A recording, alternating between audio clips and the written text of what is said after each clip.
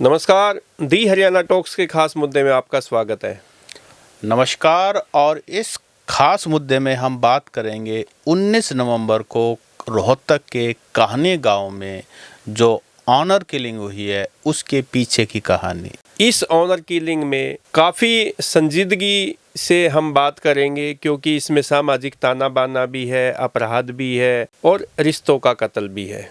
और ये भी बात करेंगे कि कैसे एक लड़की की नादानगी ने पूरे 2 परिवारों को खराब कर दिया है। हालांकि अगर सपना जो 23 साल की थी, 19 नवंबर को जिसका मर्डर हुआ, उसी के भाई द्वारा उसके घर में घुस करके कि उसके पीछे की असली कहानी क्या थी। सपना ने अपने ही गांव के युवक सूरज से शादी की और वहीं से मामला बिगड़ा और बिगड़ता बिगड़ता ऐसा हुआ कि आज सपना की मां अनीता की बेटी चली गई है, बेटा जेल में है, बाकी परिवार वालों को पुलिस ने पकड़ रखा। पूरी तरह से परिवार आज बर्बाद हो चुका है। जब भी हरियाणा में कोई ऑनर किलिंग की बात होती है तो खापों को इसके लिए दोषी बताया जाता है। दिल्ली में बैठे मीडिया कर्मी खापों को लेकर जिम्मेदार बताते हैं, खाप प्रतिनिधियों को जिम्मेदार बताते हैं,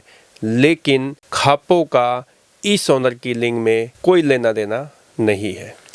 ओपी जी, खाप तो बहुत लंबे समय से सेम विलेज और सेम गोत्रा की मैरिज पर पाबंदी लगे, इसकी पुरजोर मांग लंबे समय से उठा रही। क्योंकि खाप बेसिकली जो समाज में गांव के बड़े बुजुर्ग होते हैं वही खाप के मेंबर्स होते हैं और वो समझते हैं कि हरियाणा के खास करके ये जो बेल्ट है, रोहतक की, सोनीपत की, झज्जर की, जींद की, कैथल की, हिसार की या और भी जो आसपास के हैं, तो वहाँ एक गांव में रहने का मतलब है कि सभी भाई बहन हैं और सारे बच्चे भाई बहन। और हमारा जो ना ताना बाना इसी तरीके से ये जो मामला था सपना वाला, काहनी गांव वाला, 19 नवंबर को रात को जो सपना के साथ हुआ, उसके पीछे की कहानी बिल्कुल वही है जिसके बारे में खाप लंबे समय से चेता रही हैं। अगर हिंदू जो मैरिज एक्ट है उसके अंदर अगर संशोधन नहीं किया गया तो इस तरह की घटनाएं बहुत आम होने वाली हैं। और देखिए इस मामले में ऐसा ही हुआ है। सत्सिंह जी, जो सपना का जो भाई है या सपना की माँ है अनीता, उसने जो पुलिस के सामने या मीडिया के सामने जो बातें रखी है वो वास्तव में एक ऐसे युवा को या जो भी परिवार का जो भी सदस्य है उसके ऊपर जो सामाजिक दबाव बना हुआ था, जो ताने उसको दिए जा रहे थे, वो इतनी कम उम्र में झेल पाना सबके बस की बात सत्सिंह जी नहीं है। जितने भी हमारे ऑडियंस सुन रहे हैं ना, देखिए बहन बेटियां सबके घर में हैं और बहुत सारे लोग गांव में भी रहते हैं। हम सभी गांव से निकले हुए हैं, इस चीज़ को अच्छी तरह समझते हैं। अगर आप इसको आप ये मानिए कि किसी की बहन की शादी गांव में ही हो जाए और फिर उसको ये ताना दिया जाए कि भाई पीढ़ियाँ लेके कब आ रहे हो, और उसको मतलब जो सूरज था ना, ऐसा सपना की माँ ने, अनीता ने बताया कि जब सपना ने गांव में ही शादी कर ली, पूरा परिवार खिलाफ था, पंचायत सरपंच सब ने उनको समझाया, लेकिन सपना और सूरज नहीं माने और उन्होंने शादी कर ली। और उसके बाद रोहतक रहने लगे। उन्होंने पुलिस प्रोटेक्शन भी मांगी और उसके बाद फिर वो दोबारा से कहानी गांव में आके रहने लगे। मामला वहां से आके बिगड़ा है। देखो, गांव में आ गए और गांव में आकर बताते हैं जैसा कि ये जो सपना का भाई है संजू, जिसने इस वारदात को अंजाम दिया अपने 3 दोस्तों के साथ, ये भी बताया कि जो संजू है जब गांव में से जाता था, गली में से जाता था, तो उसका रास्ता रोक लेते थे, उसको ऐसे अपमानजनक शब्द बोले जाते थे बहन को लेकर या उसके परिवार को लेकर। तो ऐसा भी बताते हैं कि ये गांव के स्कूल में पढ़ता था, जो सूरज के घर के आसपास ही स्कूल है सरकारी, वहाँ पे आते जाते भी छींटा कसी उस पर की जाती थी और 9वीं क्लास तक उन्होंने पढ़ाई की। 10वीं में फेल भी हो गया। फेल होने के बाद स्कूल छोड़ना पड़ा। उस स्कूल छोड़ने के बाद भी ये मामला जो आपस में गांव के, देखो इसमें ऐसा नहीं है कि सूरज के परिवार के लोगों ने या सूरज के लोगों ने ही ताने दिए होंगे। गांव है, समाज है, तो और भी कुछ लोग ऐसे होंगे जो इस बात को लेकर कुछ कहते होंगे कि भाई तेरी बहन तो गांव की गांव में ही बहू बन गई, या भाई आप तो कुछ कर भी नहीं पाते, देखो वो कैसे लेके घूम रहा तुम्हारी बहन को। ऐसी बातें आई है मीडिया के सामने, ऐसा बोला गया है। तो आप ये देखिए ना कि कितना उकसाया गया होगा उसको इस घटना को लेकर।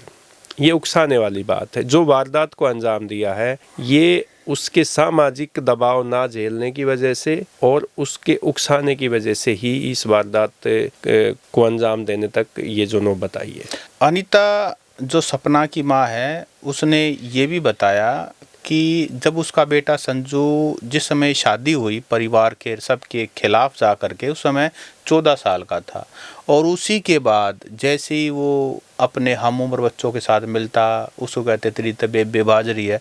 अब ये शब्द सुनकर देखो, अगर थोड़ा सा इसको अपने ऊपर लेकर देखो कि अगर आप इस परिस्थिति में हो तो आप क्या करोगे। आपका खून नहीं खोलेगा तो क्या करेगा, आप ऐसी घटना करने पर मजबूर नहीं हो जाओगे तो क्या हो जाएगी कि तेरी बेबे भाज रही है, और इस तरह की मतलब अपमानजनक जो हद दर्जे निचले दर्जे की हो सकती है। लेकिन सतसिंह जी ये बात सही है कि वो खून खोलने वाली बात आपने की, सामाजिक दबाव वाली बात आपने की, मैंने भी की, उस गांव के लोग भी ऐसा बोलते हैं। लेकिन क्या किसी की हत्या करना ही उसका सॉल्यूशन है? किसी हथियार उठाना ही सॉल्यूशन नहीं है? लेकिन आप ये बताइए कि ऐसी परिस्थिति में एक युवक के पास, देखो हमारे जो हरियाणा के गांव है ना, वो जाने जाते हैं भाईचारे के लिए, वो जाने जाते हैं आपसदारी के लिए, वो जाने जाते हैं विपत्ति में साथ खड़े होने के लिए, वो जाने जाते हैं ये घर में नुकसान हो जाए बाकी 10 परिवार आके उसके साथ खड़े हो जाएं, और खड़े होना सिर्फ आर्थिक रूप से नहीं, मानसिक रूप से भी खड़े हो सामाजिक जाए, रूप से भी। और दूसरे के बच्चों को भी धमका देते थे, भाई गलत नहीं करेगा, चाचा ताऊ की शर्म होती थी। अब जैसे जैसे मॉडर्निटी की तरफ हम बढ़ते हैं, कमर्शियलाइजेशन की तरफ बढ़ रहे हैं, आजकल वो समय नहीं रहा। तो अब ना यंगस्टर जो है किसी की शर्म मानते हैं, पहले शर्म में होते थे। अब ये हरियाणा का भी जो है ना खराबा जो हुआ है वो इसी कारण हुआ है कि एक तो परिवार जो है ना वो छोटे छोटे परिवार हो गए, कोई किसी को नहीं सुनता, कोई चाचा ताऊ की शर्म नहीं है, कोई किसी का दबाव नहीं है, अगर कोई बोल दे तो उसी को घर वाले घेर लेते हैं। तो ऐसे में तो फिर ये घटनाएं तो होना आम हो जाएंगी। देखो सतसिंह जी, इसमें ना मॉरल वैल्यूज की भी हम बात करेंगे। मॉरल वैल्यूज का भी अभाव अब देखने को मिलता है, खासकर युवाओं में। संस्कारों की हम बात करें तो आज बड़ों का सम्मान करना, माँ बाप का ही सम्मान करना बड़ा मुश्किल हम देख पाते हैं गाँव में, शहर में। तो आसपास के जो आपने बताया कि पहले तो गांव का बड़ा बूढ़ा जब कुछ किसी को ही बोल देता था तो वो उनकी इज्जत करते थे, उनकी बात का हमेशा, उनकी बड़ों की बात को ऊपर रखते थे। लेकिन आज तो नहीं है। आज तो हालात ऐसे हैं कि कोई युवा अपने माँ बाप की या आस पड़ोस के लोगों की कोई बात सुनने को ही तैयार नहीं है। बात मानना तो अलग है, उनका अनुसरण करना बहुत बड़ी मैं बात आपको है। बताऊं कि गांव में हमारे खेत गांव में सबसे नज़दीक है, तो हम पहले ईख बोते थे, तो जिसका मन करता था वो आके अपने खेत में घुसा और गंडे पाड़ लिए। गंडे सर्दियों में आपको पता है गंडे पाड़ने का कभी किसी के लिए बनाया नहीं, ट्यूबवेल हमारा चलता था। मैं अपना नहीं, मतलब गाँव में इतनी आपसदारी सभी का आपस में कोई भी ट्यूबवेल नीचे नहा लिया, अगर उसको बंद भी करना है, भाई तुम नहा ली हो तो ना बंद करता। इतनी एक दूसरे के प्रति सम्मान होता, दूसरे बच्चों को अपना समझने की बात। जब ईख बुआई का टाइम होता तो आसपास के लोग आके वो ईख बोआ के जाते थे।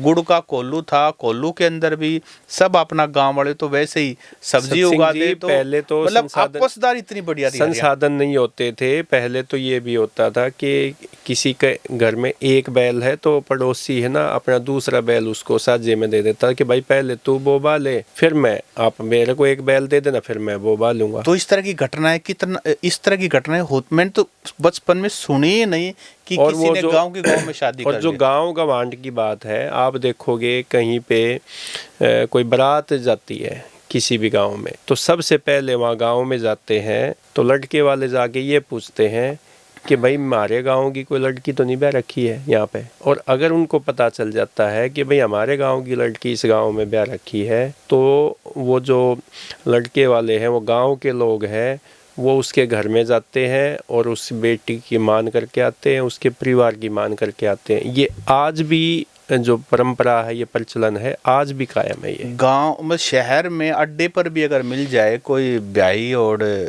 मतलब बेटी है तो उसको वहां भी 10 रुपये हाथ 10 में रुपये रखने, 50 जो जैसा भी मतलब होता है, मान वो करने एक का इज्जत देखो ना कितनी है। और वो जब तक रुपये दे नहीं लेते, जब तक वो मानेंगे नहीं, चाहे वो कितना भी इनकार कर दो, कुछ भी कर दो। तो ये जो गांव की बेटी का जो मान सम्मान है ना सत्सिंह जी, ये हरियाणा में ही देखने को मिलता है। लेकिन अब फिर हम उसी बात पे आते हैं कि जो सपना ने एक नादानी में एक जो स्टेप उठाया कि गांव के लड़के से शादी की प्रेम प्रसंग में पड़ के, और फिर ये नौबत आई। अब फिर चलो शादी कर ली, गांव से बाहर चले गए थे, कुछ हो सकता है परिवार ने अपनी चीज़ों पे कंट्रोल कर भी लिया हो कि भाई जो हुआ सो हुआ, गांव से बाहर चले गए थे, चलो गांव में दिखाई तो नहीं देते थे आमने सामने आते जाते, लेकिन उसके बाद गांव में जाना, फिर उनके परिवार को ताने देना सामाजिक रूप से, ऐसे में मैं बताऊं कि गांव में से ना घर से बाहर निकलना मुश्किल हो जाता है सत्सिंह जी। हमने तो ऐसे गांव में लोगों को बहुत बार सुना है, देखा है। नहीं, बिल्कुल सही बात है आपकी। लेकिन ना जब बच्चा बड़ा हो, देखो एक सच और भी है, ये तो हम गांव की बात कर रहे हैं, बड़ों की बात कर रहे हैं, हरियाणा की विरासत की बात कर रहे हैं, लेकिन एक कड़वा सच ये भी है कि जब बच्चा बड़ा होता है तो उसके फीलिंग्स भी जागृत होते हैं, और वो फीलिंग्स किसके प्रति होंगी? वो फीलिंग्स उन्हीं के प्रति होंगे जो उसके आसपास होंगे। अब गांव में आसपास कौन होगा? गांव में आसपास गांव वाले होंगे, जो बाकी बच्चे होंगे। तो जो फीलिंग डेवलप होती हैं उस समय वो उन्हीं के प्रति होंगे जो चारों तरफ होंगे। ठीक है, गांव में सभी भाई बहन होते हैं, लेकिन ऐसे समय में काउंसलिंग का बहुत बड़ा रोल होता है, चाहे वो टीचर के रूप में हो, चाहे घर में माँ के रूप में हो, चाहे बड़ी बहन के रूप में हो, चाहे भाभी के रूप में हो, चाहे काकी के रूप में हो, चाहे ताई के रूप में हो। जब बच्चे बड़े हो रहे होते हैं उनकी काउंसलिंग बहुत ज़रूरी है। तो मैं ये कह रहा हूँ कि आजकल ना ये काउंसलिंग वाला चीज़ तो छोड़ ही दिया है, बात करना बंद करती है, बात करना बंद कर दिया है। बच्चों से माँ बाप ने, चाचा ताऊ ने, भाई बहनों ने बात ही करना बंद कर दिया है। क्योंकि आज जो बच्चा है वो या तो मोबाइल में गेम खेलता मिलेगा आपको, या दोस्तों के साथ हुल्लड़बाजी करते मिलेंगे कहीं गांव के बाहर। तो पहले क्या होता था कि गांव के बड़ों की जो लड़के होते हैं, लड़कियां होती, कोई भी होता है, जैसे उन पे नज़र होती थी, उनके बीच में बैठते थे, उनको पास बुलाते थे, हुक्का पीते पीते उनसे बातचीत भी कर लेते थे। तो उससे पता चल जाता था कि भाई बच्चा है ना किस दिशा में चल रहा है, कोई इसके मन में चल क्या रहा है। तो वो काउंसलिंग बड़े बूढ़े करते थे या माँ बाप करते थे, क्योंकि वो उनके साथ टाइम स्पेंड करते थे। आज हालात ऐसे हैं कि माँ बाप बच्चों के साथ बैठते ही नहीं, और बैठते भी है तो आप देखोगे बच्चा मोबाइल हाथ में ले लेगा और उसको टोक दिया तो इतना इरिटेट होता है, इतना चिड़चिड़ा उनका स्वभाव हो चुका है कि वो आपस में बातचीत करने की बजाय वो एक दूसरे के लड़ने झगड़ने की उसमें नौबत पे आ जाते हैं। और दूसरी बात जो आपने उठाई कि जो हमारे मीडिया है, खास करके हरियाणा से बाहर की मीडिया है, जब वो इस तरह की घटना को रिपोर्ट करते हैं तो कितना इनसेंसिटिव हो जाते हैं। जैसे एक रिपोर्ट के बारे में आपने भी जिक्र किया कि उन्होंने खापों का इसके अंदर रोल भी बताया। एक्चुअली क्या है, क्योंकि हम दोनों ने तो नेशनल मीडिया में लंबे समय तक काम किया है, तो बाहर के लोगों का एक माइंडसेट है कि हरियाणा में कुछ भी गलत हुआ है ना तो वो खाप जिम्मेदार है, और खास करके जाट समाज को भी काफ़ी कहता है कि गड़बड़ करने वाले यही लोग, एक माइंडसेट है। मैं ये नहीं कह रहा कि ऐसा, ये सच से बहुत दूर है, क्योंकि हरियाणा में सिर्फ जाट नहीं रहते, जाट तो मुश्किल से 25 से 27% रहते हैं, बाकी अन्य जातियां भी रहती हैं। और गलत किसी जाति विशेष से कोई लेना देना नहीं है, गलत तो गलत है, चाहे वो कोई भी करे। तो एक माइंडसेट है। और अब ये सपना की जो ऑनर किलिंग हुई है, इसमें खापों को तो पता ही नहीं है कि क्या हुआ है, बाद में ये सब चीजें सामने आई है। सच ये है कि खाप तो सेम गोत्रा और सेम विलेज मैरिज के बिल्कुल अगेंस्ट है, और वो इसीलिए अगेंस्ट है क्योंकि उनको पता है कि हरियाणा की जो सिस्टम है ना वो सिस्टम इसको कभी एक्सेप्ट नहीं कर सकता। कानून चाहे कुछ भी बनाओ, कानून के हिसाब से अगर भाई बहन नहीं है तो आप कहीं भी शादी कर सकते हो। लेकिन आप ये बताइए कि हरियाणा इस बात को कितना ही मॉडर्न हो जाए, इस बात को कभी नहीं मानने वाला, कभी स्वीकार नहीं करेगा, कभी स्वीकार नहीं, मान्यता नहीं देगा, कभी मान्यता नहीं देगा, और देनी भी नहीं चाहिए। जिस तरीके से हरियाणा बना है, हरियाणा का ओरिजिन है, हरियाणा के कस्टम्स वैल्यू हैं, उस तरीके से इस चीज़ को कभी भी मान्यता नहीं मिलेगी।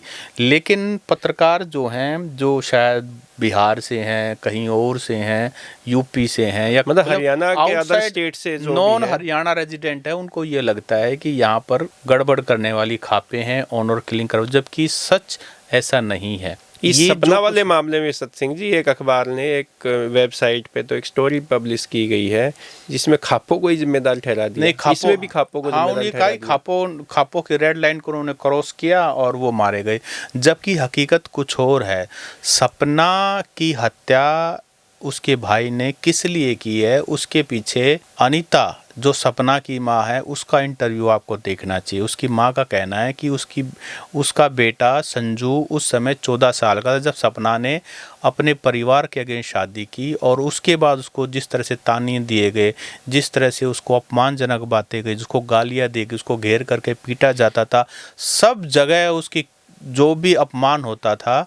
हालांकि हिंसा किसी भी चीज़ का सॉल्यूशन नहीं है, लेकिन इसके बैकग्राउंड में जो कहानी है कम से कम वो जान लेना और हम लोग तो सतसिंह जी इसमें ये जो बातें हैं, जो हकीकत है इस घटना को लेकर, हम वो हकीकत आपको बताना चाहते हैं। हमारा मकसद ये नहीं है कि कोई भी आदमी जिसके साथ ज्यादती होती है तो वो हथियार उठाए या किसी की हत्या करे, हिंसा करे। हम इसकी वकालत बिल्कुल भी नहीं करते और ये करना भी नहीं चाहिए किसी को। इसका समाधान होना चाहिए गाँव को, अपने आसपास के रिश्तेदारों को, मौजूद लोगों को साथ बिठा के कोई ना कोई समाधान की तरफ किसी भी जो मुद्दा है, समस्या है, उसको ले जाना चाहिए। तो इस पर आपकी राय क्या है, आप कमेंट करके बताएं, क्योंकि कहानी गाँव के अंदर जो ये ऑनर किलिंग की कहानी हुई है, इसके प्रति आप भी कुछ ना कुछ राय रखते होंगे, कमेंट करके बताएं, इंतज़ार रहेगा।